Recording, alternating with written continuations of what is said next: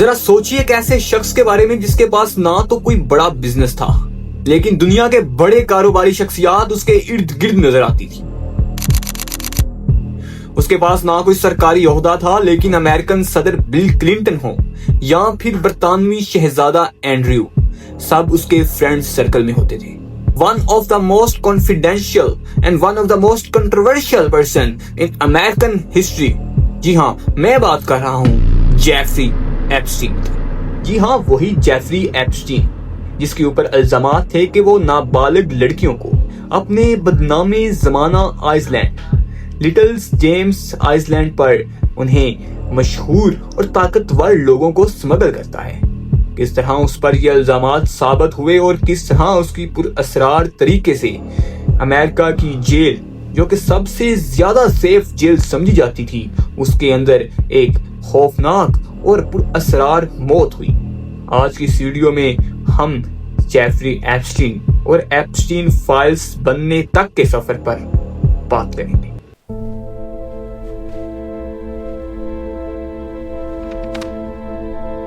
بیس جنوری 1953 کو Jeffrey Epstein ایک middle class یہودی گھر میں پیدا ہوا۔ اس کا باپ ایک مالی جبکہ اس کی والدہ ایک سکول میں ایڈ ورکر تھی۔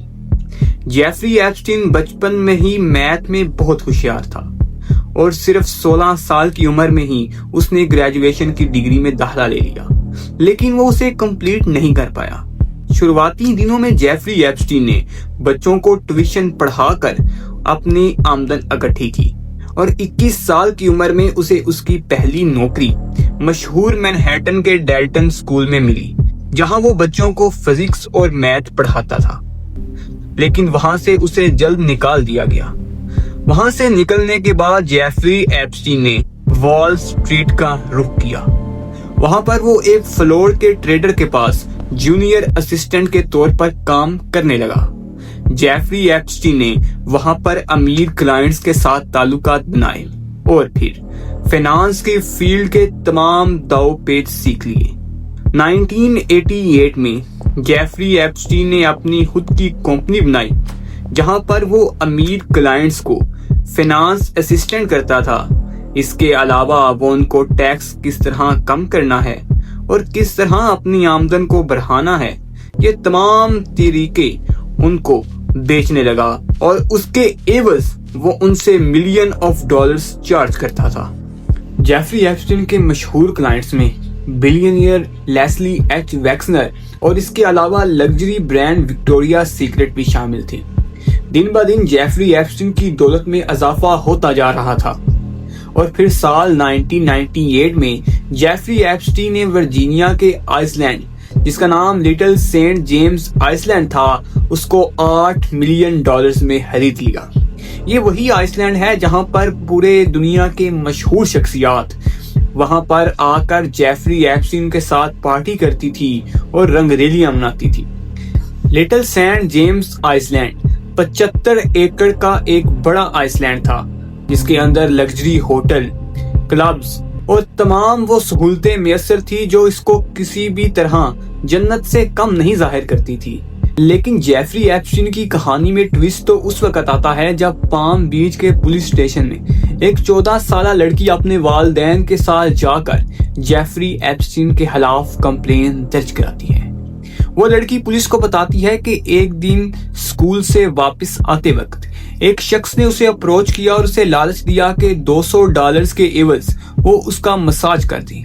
جب وہ لڑکی وہاں پر مساج کرنے گئی تو جیفری ایپسٹین نیم بڑھنا حالت میں تولیہ لپیٹے وہاں پر لیٹا ہوا تھا۔ مزید انویسٹیگیشن کی تو 2 اور مزید لڑکیاں سامنے آ گئیں اور پھر ان 2 لڑکیوں سے 2 اور لڑکیاں، اور اس طرح یہ چین کنیکٹ ہوتے ہوئے 35 لڑکیوں کا گروپ بنا جن کے ساتھ یہ سب واقعہ ہو چکا تھا۔ اس میں انٹرسٹنگ بات یہ ہے کہ ان تمام لڑکیوں کی عمر 18 سال سے کم تھی اور ان کا طریقہ واردات بھی ان کو اٹریکٹ کرنے کا سیم تھا، یعنی پیسے کا لالچ۔ پولیس کو یہ کیس عام نوعیت کا نہیں لگا، جس پر انہوں نے اس کی انویسٹیگیشن کا دائرہ بڑھا دیا اور جولائی 2006 میں FIA نے بھی اس کے اندر چھلانگ لگا دی اور اس مشن کو نام دیا گیا لیپ ایئر مشن۔ FIA نے 53 پیجز کی رپورٹ تیار کی اور جیفری ایپسٹین کے خلاف انٹرنیشنل سیکس ٹریفکنگ کا مقدمہ درج کیا اور اس کے خلاف کیس دائر ہو گیا۔ یہ کوئی معمولی نوعیت کا کیس نہیں تھا اور اسی وجہ سے امریکن گورنمنٹ کو خود اس کے اندر انوالومنٹ کرنی پڑی، کیونکہ اگر جیفری ایپسٹین اپنا منہ کھول دیتا تو شاید ایسے راز فاش ہو جاتے کہ امریکن گورنمنٹ کولیپس کر جاتی۔ اسی وجہ سے میامی کے اٹارنی الیگزینڈر اکاسٹا اس کیس کے اندر انوالو ہوئے اور انہوں نے ایک سیکرٹ ڈیل سائن کی۔ اس سیکرٹ ڈیل کے بارے میں نہ تو وکٹمز کو بتایا گیا اور نہ ہی عام پبلک کو۔ اس ڈیل میں الیگزینڈر اکاسٹا اور جیفری ایپسٹین کے وکیلوں نے ایک ایسا طریقہ دریافت کیا جس کے ذریعے جیفری ایپسٹین بچ بھی سکتا تھا اور عوام کی نظروں میں اسے سزا بھی مل سکتی تھی۔ جیفری ایپسٹین کو بتایا گیا کہ اسے 2 معمولی قسم کے کرائمز کے اندر خود کو افینڈر ماننا ہوگا اور باقی میں اس کو چھوٹ دے دی جائے گی۔ ٹھیک اسی طرح جیفری ایپسٹین نے عدالت کے سامنے ان چھوٹے کرائمز میں اپنے آپ کو گلٹی ثابت کر لیا اور عدالت نے 2008 میں جیفری ایپسٹین کو 18 ماہ کی قید کی سزا سنائی گئی۔ پام بیچ کے پرائیویٹ ونگ میں جیفری ایپسٹین کو رکھا گیا۔ جیفری ایپسٹین کو جیل میں وہ تمام سہولتیں میسر تھی جو کہ دوسرے قیدیوں کو نہیں ملتی۔ وہ اپنا جیل میں آفس ورک بھی کر سکتا تھا، اس کے علاوہ وہ صرف جیل میں رات گزارنے آتا تھا۔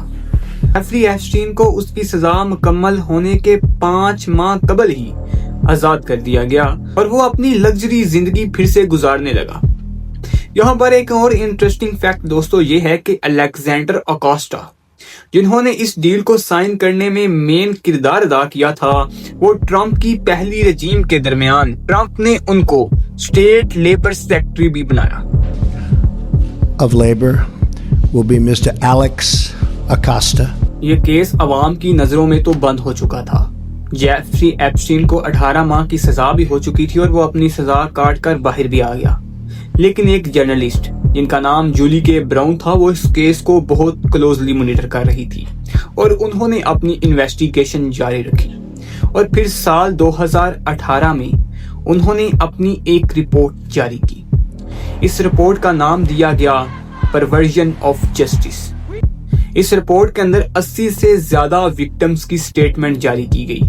This is me. This was me. This was me when I met Jeffrey Epstein. This is me when I met Jeffrey Epstein. اور بہت سے ایسے ثبوت جس نے امریکن پبلک کو دوبارہ سے جیفری ایپسٹین کے خلاف بھڑکا دیا۔ لوگ سڑکوں پر آگے اور ڈیمانڈ کرنے لگے گورنمنٹ سے کہ جیفری ایپسٹین کے خلاف دوبارہ انویسٹیگیشن کا آغاز کیا جائے۔ نیو یارک اسٹیٹ نے اس پر ایکشن لیتے ہوئے دوبارہ جیفری ایپسٹین کو گرفتار کر لیا اور 2019 میں سیکس ٹریفکنگ کے اندر اسے 45 سال کی قید سنائی گئی۔ لیکن یہاں پر کہانی میں آتا ہے اصلی موڑ۔ جیفری ایپسٹین 2019 کو اپنی جیل کے اندر مردہ حالت میں پایا جاتا ہے۔ اس جیل کو امریکہ کی تمام جیلوں سے سیفسٹ مانا جاتا ہے اور CCTV کیمروں سے اس کی مانیٹرنگ بھی کی جاتی ہے۔ لیکن جس دن جیفری ایپسٹین کی موت ہوئی اس دن نہ تو CCTV کیمرے چل رہے تھے اور نہ ہی جیفری ایپسٹین کے بیرک میں کوئی اور قیدی تھا۔ جیفری ایپسٹین کی موت کی وجہ بتائی گئی کہ اس نے اپنی بیڈ شیٹ کو کاٹ کر رسی کی صورت میں بنایا اور پھر اس کا پھندا ڈال کر خودکشی کر لی۔ لیکن کیمروں کے بند ہونے اور دوسرے ثبوتوں کو مٹانے کی وجہ سے کئی دوسری کانسپریسیز امریکن پبلک میں مشہور ہوگی کہ شاید گورنمنٹ یا دیگر طاقتور شخصیات نے جیفری ایپسٹین کو مروایا ہے۔ 2024 کے پریزیڈنشل الیکشن کمپین کے درمیان ڈونلڈ ٹرمپ نے یہ نعرہ لگایا کہ وہ گورنمنٹ میں آنے کے بعد جیفری ایپسٹین کی فائلز کو ڈی کلاسیفائی کرے گا اور تمام حقائق پبلک کے سامنے رکھے گا، جس پر ڈونلڈ ٹرمپ کے سپورٹروں نے اس کی بھرپور حمایت کی۔ اور جب ڈونلڈ ٹرمپ یہ الیکشن جیت گیا تو پبلک نے ایپسٹین فائلز کو ڈی کلاسیفائی کرنے کا مطالبہ دوبارہ کرنا شروع کر دیا۔ لیکن یہاں پر ٹرمپ نے یو ٹرن لیا اور یہ کہنے لگا کہ یہ تو ایک پرانا کیس ہو گیا ہے، FIA کو اب دیگر نئے کیسز پر اپنی توجہ مرکوز کرنی چاہیے۔ ٹرمپ نے الیکشن کمپین کے درمیان وعدہ تو کیا تھا، لیکن پھر کیوں ڈونلڈ ٹرمپ اس رپورٹ کو پبلش کرنے سے ہچکچا رہا تھا؟ وہ وجہ تھی ٹرمپ اور جیفری ایپسٹین کی کئی سال تک رہی گئی دوستی۔ ٹرمپ اور جیفری ایپسٹین کئی سال تک ایک دوسرے کے بیسٹ فرینڈ رہے تھے اور تقریباً تمام پارٹیز میں ہی یہ ایک دوسرے کے ساتھ نظر آتے تھے، اور شاید یہی وجہ تھی کہ ٹرمپ اس رپورٹ کو پبلش کرنے سے روک رہا تھا۔ لیکن پھر امریکن کانگریس میں جیفری ایپسٹین کی فائلز کو پبلش کرنے کے حوالے سے نومبر 2025 میں ایک بل پاس ہوتا ہے جس میں ٹرمپ کو نہ چاہتے ہوئے بھی اس پر سائن کرنے پڑتے ہیں۔ اس طرح وہ بل لا کی صورت میں پاس ہو جاتا ہے اور ڈپارٹمنٹ آف جسٹس پر اب یہ بات لازم ہو چکی تھی کہ وہ ایپسٹین فائلز کو ریلیز کریں۔ دسمبر 19 2025 کو ایپسٹین فائلز کی پہلی ویو پبلش کی جاتی ہے۔ Jeffrey Epstein.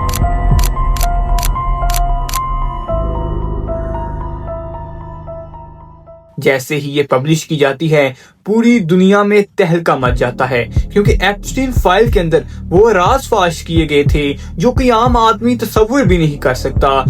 ایپسٹین فائلز کے اندر thousands of documents، فوٹوز، اس کے علاوہ کال ہسٹری اور ٹریول لاگز بھی شامل تھے، جس کے اندر یہ بتایا جا رہا تھا کہ کس طرح ایپسٹین کے جزیرے کے اندر، جسے پیڈوفائل جزیرہ بھی کہا جاتا ہے، یعنی کہ وہاں پر چھوٹی بچیوں کو لا کر ان کے ساتھ زیادتی کی جاتی ہے۔